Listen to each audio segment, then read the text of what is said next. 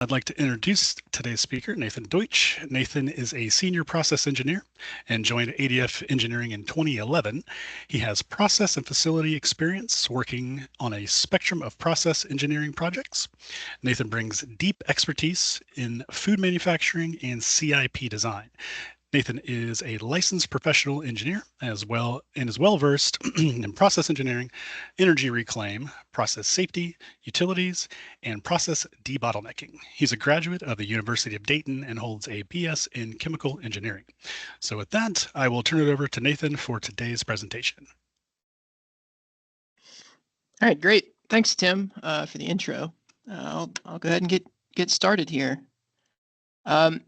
Just to give a quick overview, I'm sure most of you are familiar with ADF Engineering, but for those who are not, we are an engineering consultant company providing a broad suite of engineering services, including process, mechanical, civil, structural, and electrical design. We also get into process safety with PHAs and DHAs and offer project management services. We've been around for about 22 years now. We've done over 5,000 projects in a variety of industries, including food, corn milling, oil seeds, and animal feed, and then some. But for today, we'd like to talk about CIP, clean in place. So here's a kind of a rough agenda of the topics I want to cover. I've got a lot to get through, so I'm going to try to move kind of quick through some of this. But obviously, if there's any questions on any specific items we cover, let me know at the end, and we'll try to answer some of your questions. So I guess the big question to start out is why CIP? What's the point? And it's CIP is clean in place, with the alternative being clean out of place or manually cleaning something in a tub. So obviously, clean in place is used on systems that are static, that cannot move, and piping that obviously cannot move, or you'd prefer not to take apart every time you want to clean it. There's obviously a desire for quick turnaround, especially if you're running different campaigns, to be able to swap quickly between them, clean in between. If there's allergens that you need to, remove and clean between each campaign that you're running, you need to have a quick, repeatable, clean in place process. Clean in place often is also a great way to avoid exposure for operators to hazardous chemicals, to high temperatures. Most CIP circuits at least will run in the 160 plus degree range, which is well above what could immediately give somebody third degree burns if they come in contact with it.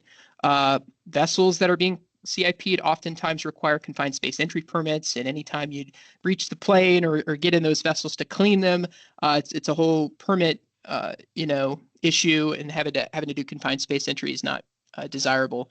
And then also the nice thing about CIP is that if the system is well designed and repeatable, that you can get fairly good results, that you can have repeatability on cleaning with the system. So what are the key components of a good clean in place system and clean in place in general?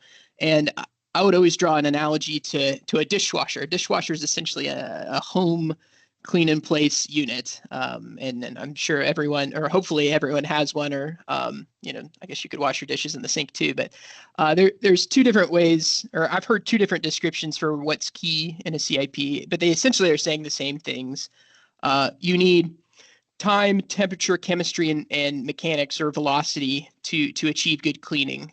You cannot have a successful CIP with only three of the four. You need all four working together. You can be lacking one of the four and make up for it and overcompensate with some of the other ones, but you cannot be completely missing one and make up for the others.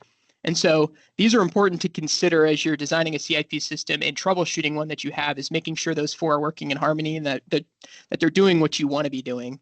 And I always think a dishwasher is a great analogy, because you've got your detergent in there, right? You're doing rinses and washes as part of the cycle, and then there's temperature because it's heating up, and then the mechanics is the spray arms and the velocity of the jets cleaning the dishes. So it's good to maybe have that in your back mind anytime you're thinking about CIP. Is if I was having issues with my dishwasher, it's probably one of these four things that's causing me the problem. So moving on, as part of a making sure a CIP is repeatable